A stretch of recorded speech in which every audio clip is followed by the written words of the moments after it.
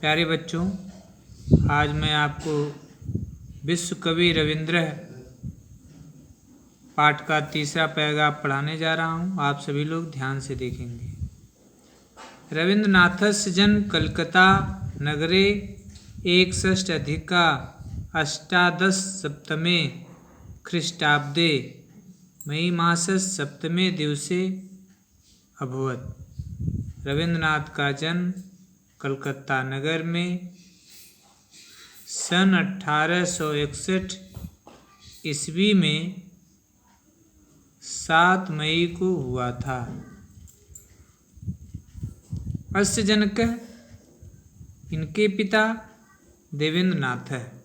देवेंद्रनाथ जननी शारदा देवी चास्ताम और माता शारदा देवी थीं। इनके पिता का नाम देवेंद्रनाथ और माता का नाम शारदा देवी था।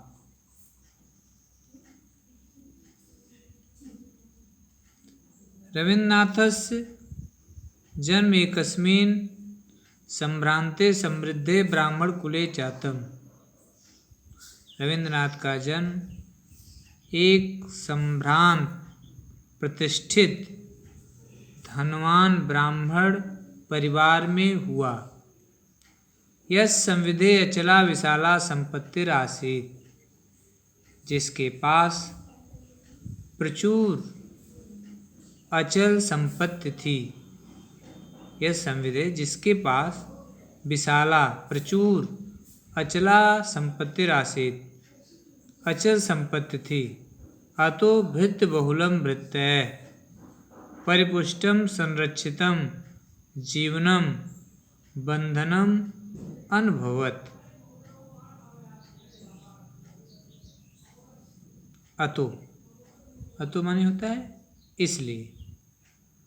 भृत्या बहुलम अत्यधिक नौकर चाकरों वाले भृत्य, अपने घर में नौकरों द्वारा, भृत्य परिपुष्टम नौकरों द्वारा पालित, संरक्षितम संरक्षित, जीवनम जीवन को, बंधनम अनुभवत कैदियों के समान अनुभव किया।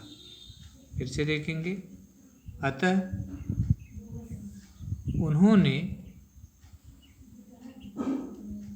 उन्होंने अत्यधिक नौकरों चाकरों वाले अपने घर में नौकरों द्वारा पालित संरक्षित जीवन को कैदियों के समान, बंधनम अनुभवत कैदियों के समान अनुभव किया।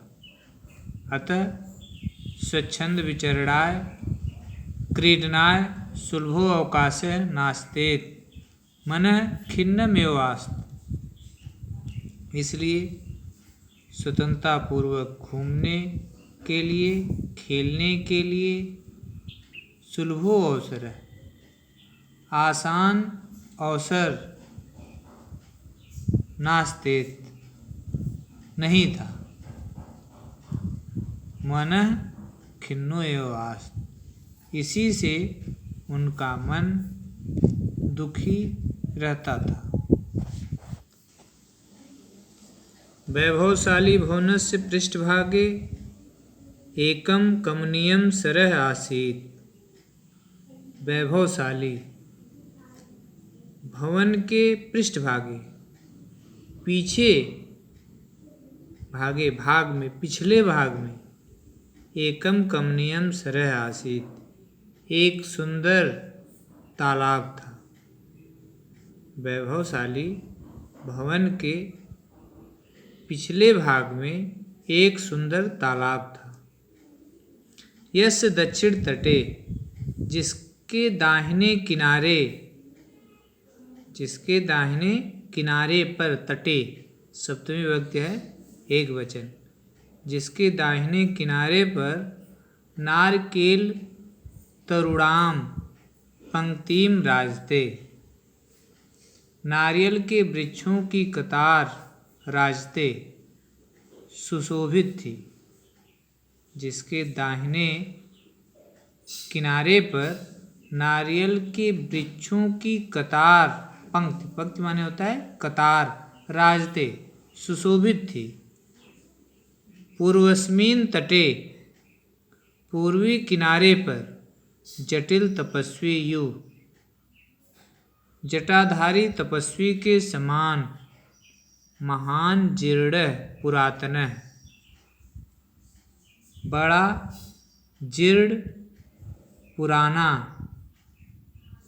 एक वटवृक्षो अनेक शाखा संपन्नो अंतरिक्षम परिमातुम यु समुद्रत आसीत। एक बट वृक्षो, एक बट का पेड़, अनेक शाखा संपन्न, अनेक डालियों से युक्त हुआ, अंतरिक्षम परिमातुम यु, आकाश को नापने के लिए, समुद्रत आसित, तैयार सा रहता था।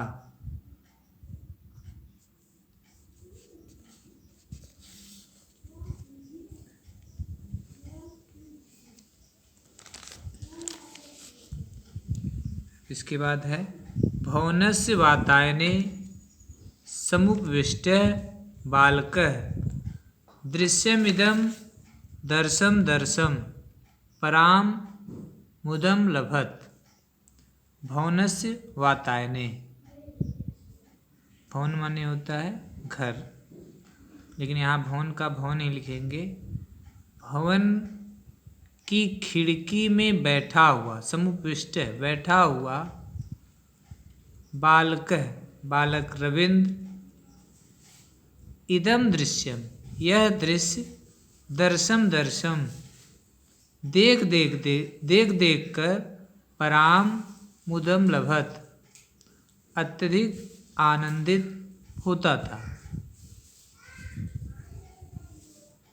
या बहुत आनंद को प्राप्त करता था। भवन के झरोखे